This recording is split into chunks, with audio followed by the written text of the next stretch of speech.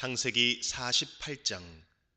이런 일이 있은 지 얼마 되지 않아서 요셉은 아버지의 병환 소식을 들었다. 요셉은 두 아들 므낫세와 에브라임을 데리고 아버지를 뵈러 갔다. 야곱, 곧 이스라엘은 자기의 아들 요셉이 왔다는 말을 듣고서 기력을 다하여 침상에서 일어나 앉았다. 야곱이 요셉에게 말하였다.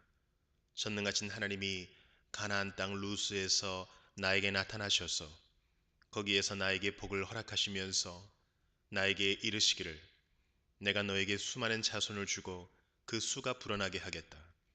내가 너에게서 여러 백성이 나오게 하고 이 땅을 너의 자손에게 주어서 영원한 소유가 되게 하겠다 하셨다. 내가 너를 보려고 여기 이집트로 오기 전에 내가 이집트 땅에서 낳은 두 아이는 내가 낳은 아들로 삼고 싶다. 르우벤과 시므온이 나의 아들이듯이 에브라임과 므낫세도 나의 아들이다. 이 두 아이 다음에 낳은 자식들은 너의 아들이다. 이 두 아이는 형들과 함께 유산을 상속받게 할 것이다. 내가 밧단을 떠나서 고향으로 돌아올 때에 슬프게도 너의 어머니 라헬이 가나안 땅에 다 와서 조금만 더 가면 에브라스에 이를 것인데 그만 길에서 세상을 떠나고 말았다. 나는 너의 어머니를 에브랏 곧 베들레헴으로 가는 길 옆에 묻었다. 이스라엘이 요셉의 아들들을 보면서 물었다. 이 아이들이 누구냐? 요셉이 자기 아버지에게 대답하였다. 이 아이들은 여기에서 하나님이 저에게 주신 자식들입니다. 이스라엘이 말하였다. 아이들을 나에게로 가까이 데리고 오너라. 내가 아이들에게 축복하겠다. 이스라엘은 나이가 많았으므로 눈이 어두워서 앞을 볼 수 없었다. 요셉이 두 아들을 아버지에게로 이끌고 가니 야곱이 그들에게 입을 맞추고 끌어안았다. 이스라엘이 요셉에게 말하였다. 내가 너의 얼굴을 다시 볼 것이라고는 생각도 못하였는데 이제 하나님은 내가 너의 자식들까지 볼 수 있도록 허락하셨구나.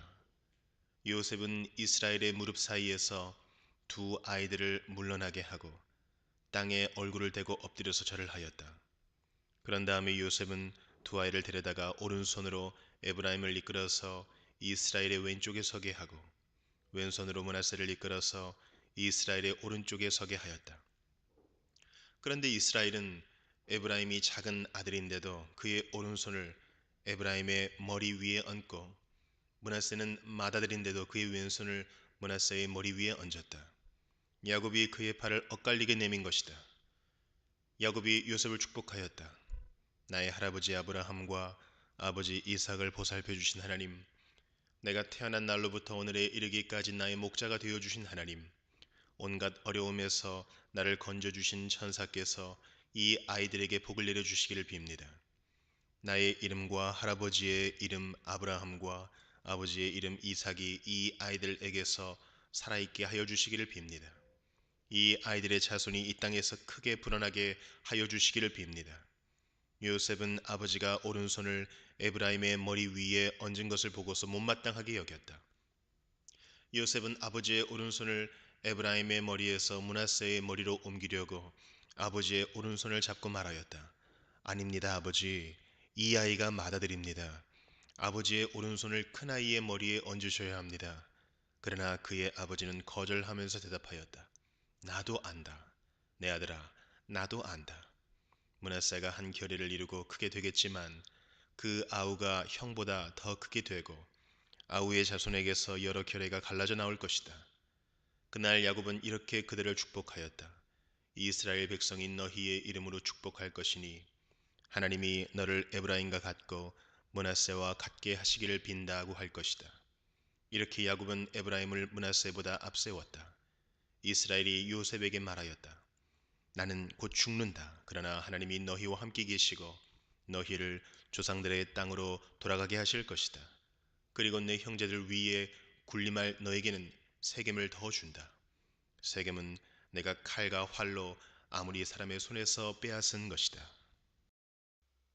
그 무렵에 마리아가 일어나 서둘러 유대 산골에 있는 한 동네로 가서 사가랴의 집에 들어가 엘리사벳에게 문안하였다. 엘리사벳이 마리아의 인사말을 들었을 때에 아이가 그의 뱃속에서 뛰놀았다. 엘리사벳이 성령으로 충만해서 큰 소리로 외쳐 말하였다. 그대는 여자들 가운데서 복을 받았고 그대의 태중의 아이도 복을 받았습니다. 내 주님의 어머니께서 내게 오시다니 이것이 어찌된 일입니까? 보십시오.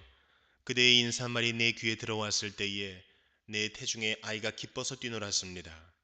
주님께서 하신 말씀이 이루어질 줄 믿은 여자는 행복합니다.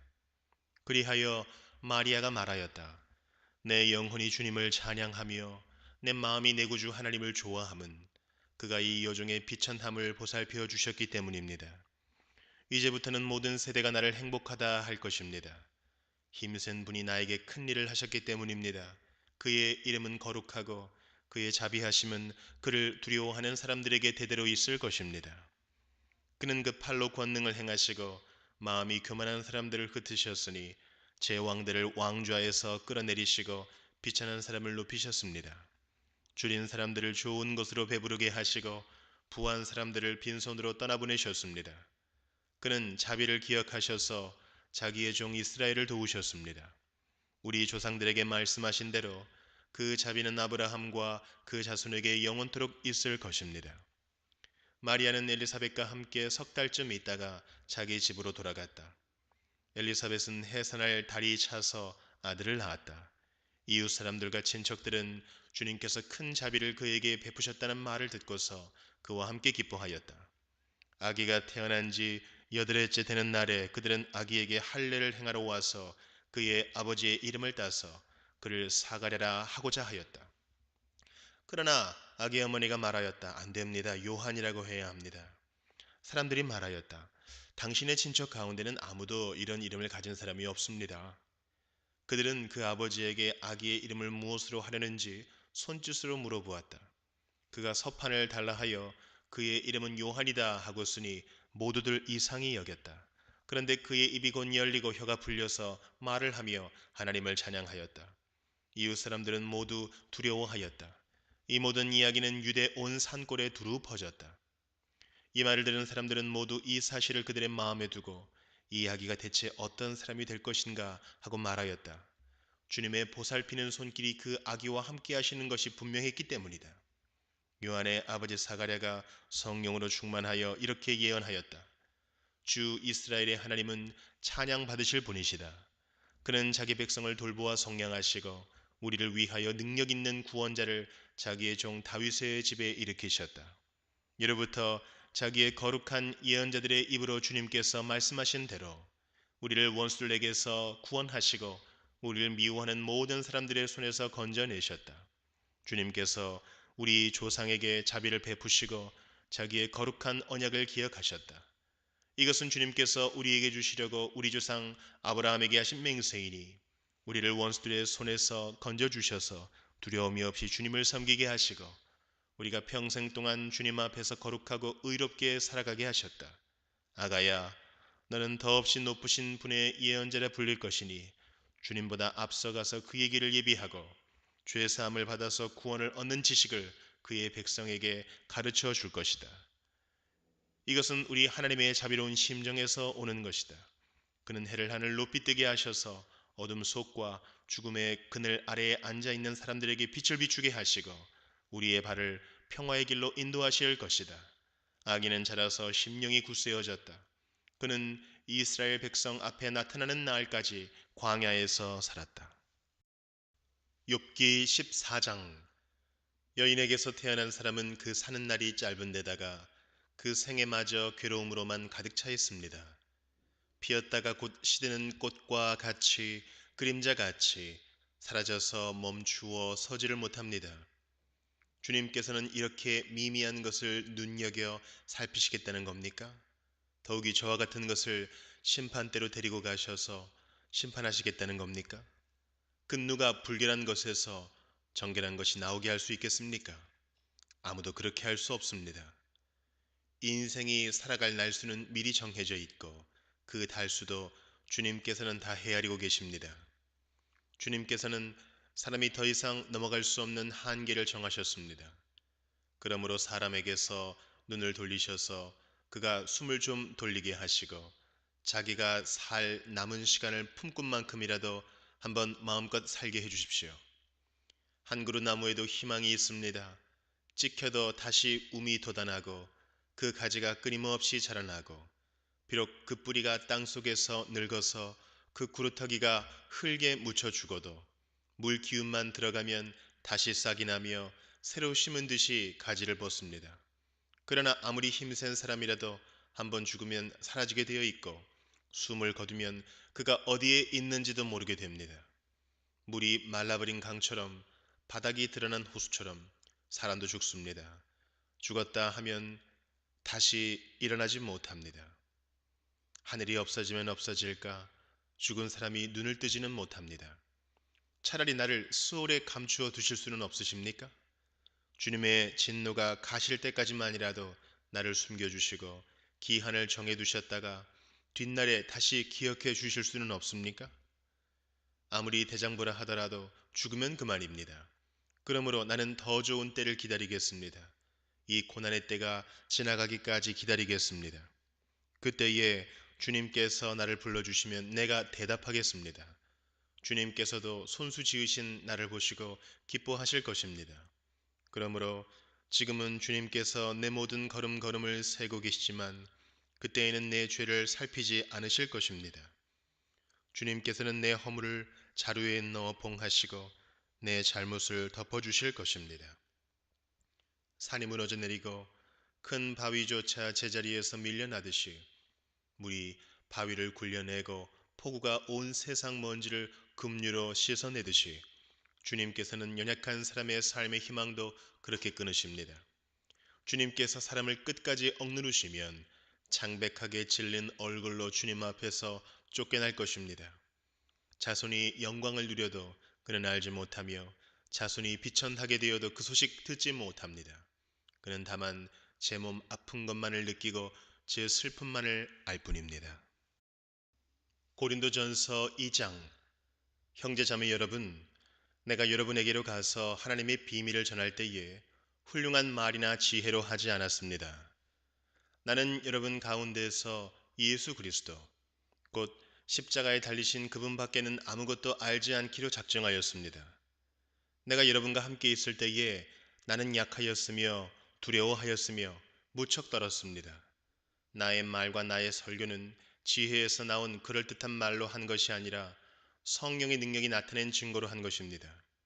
그것은 여러분의 믿음이 사람의 지혜에 바탕을 두지 않고 하나님의 능력의 바탕을 두게 하려는 것이었습니다. 그러나 우리는 성숙한 사람들 가운데서는 지혜를 말합니다. 그런데 이 지혜는 이 세상의 지혜나 멸망하여 버릴 자들인 이 세상 통치자들의 지혜가 아닙니다. 우리는 비밀로 감추어져 있는 하나님의 지혜를 말합니다. 그것은 하나님께서 우리를 영광스럽게 하시려고 영세 전에 미리 정하신 지혜입니다. 이 세상 통치자들 가운데는 이 지혜를 아는 사람이 하나도 없습니다. 그들이 알았더라면 영광의 주님을 십자가에 못 박지 않았을 것입니다. 그러나 성경에 기록한 바 눈으로 보지 못하고 귀로 듣지 못한 것들, 사람의 마음에 떠오르지 않은 것들을 하나님께서는 자기를 사랑하는 사람들에게 마련해 주셨다 한 것과 같습니다. 하나님께서는 성령을 통하여 이런 일들을 우리에게 계시해 주셨습니다. 성령은 모든 것을 살피시니 곧 하나님의 깊은 경륜까지도 살피십니다. 사람 속에 있는 그 사람의 영이 아니고서야 누가 그 사람의 생각을 알 수 있겠습니까? 이와 같이 하나님의 영이 아니고서는 아무도 하나님의 생각을 깨닫지 못합니다. 우리는 세상의 영을 받은 것이 아니라 하나님에게서 오신 영을 받았습니다. 그것은 하나님께서 우리에게 은혜로 주신 선물들을 우리로 하여금 깨달아 알게 하시려는 것입니다. 우리가 이 선물들을 말하되 사람의 지혜에서 배운 말로 하지 아니하고 성령께서 가르쳐 주시는 말로 합니다. 다시 말하면 신령한 것을 가지고 신령한 것을 설명하는 것입니다. 그러나 자연에 속한 사람은 하나님의 영에 속한 일들을 받아들이지 아니합니다. 그런 사람에게는 이런 일들이 어리석은 일이며 그는 이런 일들을 이해할 수 없습니다. 이런 일들은 영적으로만 분별되기 때문입니다. 신령한 사람은 모든 것을 판단하나 자기는 아무에게서도 판단을 받지 않습니다. 누가 주님의 마음을 알았습니까? 누가 그분을 가르치겠습니까? 그러나 우리는 그리스도의 마음을 가지고 있습니다.